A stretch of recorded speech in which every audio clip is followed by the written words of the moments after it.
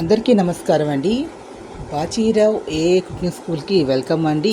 ఈరోజు మన వీడియోలో సింపుల్ వంట అండి. మన ఇంట్లో ఉన్న పదార్థాలతోనే చాలా సింపుల్గా ఓల్డ్ పీపుల్ అయినా చిన్నవాళ్ళైనా సరే చేసుకునే విధంగా ఎక్కువగా వాడక్కలేకుండా, అంటే సింపుల్గా ఒక క్యారెట్ ఇందులో చూపిస్తున్న విధంగా టొమాటో లేదు క్యారెట్ క్యాబేజ్, ఇలా ఈ తోటి సింపుల్గా కూర క్యారెట్ క్యాబేజీ సింపుల్గా కట్ చేసి పెట్టుకోవడం, లేదు క్యారెట్ టొమాటో సింపుల్గా రెండు కట్ చేసి పక్కన పెట్టేసుకొని, అదేవిధంగా రోటీ కానీ లేదంటే రైస్ బాత్ కానీ రోటీలో కర్రీ కానీ ఏదో ఒకటి చేసుకుంటే సింపుల్గా వంట అయిపోతుంది. ఇందులో చూపిస్తున్న విధంగా చూసారు కదా, పిండి కలుపుతూ ఉన్నారు.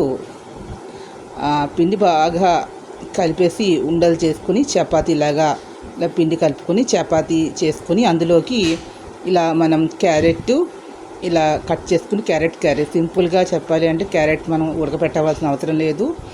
పిండి కలుపుకొని ఉండలు చేసేసుకొని ఒక అరగంట నానబెట్టేసి చపాతీ ఇలా ఒత్తుకుని మనం పెనం బాగా కాల్చేసుకొని, నూనె కూడా అవసరం లేదండి, పెనం బాగా కాల్చుకొని హైలో పెట్టేసి కాలిన తర్వాత సిమ్లో పెట్టేసేసి మనం చపాతీలు ఒత్తుకొని సింపుల్గా దాంట్లో చపాతీలకు జస్ట్ వేడి నీళ్ళతోటి మనం చపాతీలు కలుపుకొని ఉప్పు కొంచెం కారం, ఇష్టమైన వాళ్ళు మిరియాల పొడి వేసుకోవచ్చు, లేదా జీలకర్ర పొడి వేసుకొని కలుపుకోవచ్చు. మిరియాల పొడి అందరికీ ఉంటుంది, వేసుకొని కలుపుకుంటే రోటీలు రెడీ అవుతాయి. పుల్కాల్లాగా నూనె మీదే కాల్చుకుని, నూనె అవసరం లేకుండా పెనం మీదే కాల్చుకోవచ్చు.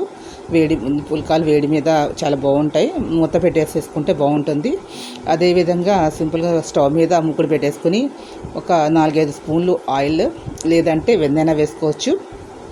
అందులోనే సింపుల్గా మనం పెద్దగా పోపు కూడా అవసరం లేదు. మనం ఈ తరిగి పెట్టినటువంటి ఈ క్యారెట్ తురుము లేదంటే క్యాబేజీ అయితే రెండు కలిపి మిక్స్ అయినా చేసుకోవచ్చు. వేసుకుని లైట్గా ఒక టొమాటో పండు కూడా వేసుకుని అవన్నీ నూనె దాంట్లో పెట్టేసి కొద్దిగా ఉప్పు, కారం, పసుపు, జీలకర్ర పొడి వేసేసి మూత పెట్టేసుకుని రెడీ అయిపోతుందండి. ఒక 20 నిమిషాల్లో జస్ట్ ఉడికిపోతుంది. అదే మనకి కారం అవసరం లేనటువంటి వాళ్ళు 4 పచ్చిమిరపకాయలు సన్నగా తరిగి అందులో వేసేసి కొద్దిగా మిరియాల పొడి కూడా వేసి ఉప్పు, పసుపు వేస్తే మూత పెట్టి రెడీ అవుతుంది. రోటీలోకి కర్రీ రెడీ అయిపోతుంది. అదేవిధంగా ఇలా రోటీ కర్రీ కాకుండా ఉన్నవాళ్ళు దీంట్లో చూపిస్తున్న విధంగా ఒక పెసరపప్పు వేసి బియ్యము రెండు కూడా నానబెట్టేసేసి ఒక హాఫ్ అన్ అవర్, పెసరపప్పు అంటే 2 కప్పుల రైస్ తీసుకుంటే 1 కప్పు పెసరపప్పు తీసేసి రెండు కూడా ఒక అరగంట నానబెట్టేసి తర్వాత స్టవ్ మీద నీళ్ళు పెట్టి వేడి నీళ్ళు బాగా మరుగుతుండగా ఈ రెండు కూడా ఇందులో చూపిస్తున్న మూకుల్లో కూడా చేసుకోవచ్చు అండి. నీళ్ళు బాగా ఈ రెండు కలిపి మిక్స్ చేసేసుకొని బాగా ఉడికిన తర్వాత కొంచెం బాగా దగ్గర ఉడికిపోయిన తర్వాత దాంట్లో కొద్దిగా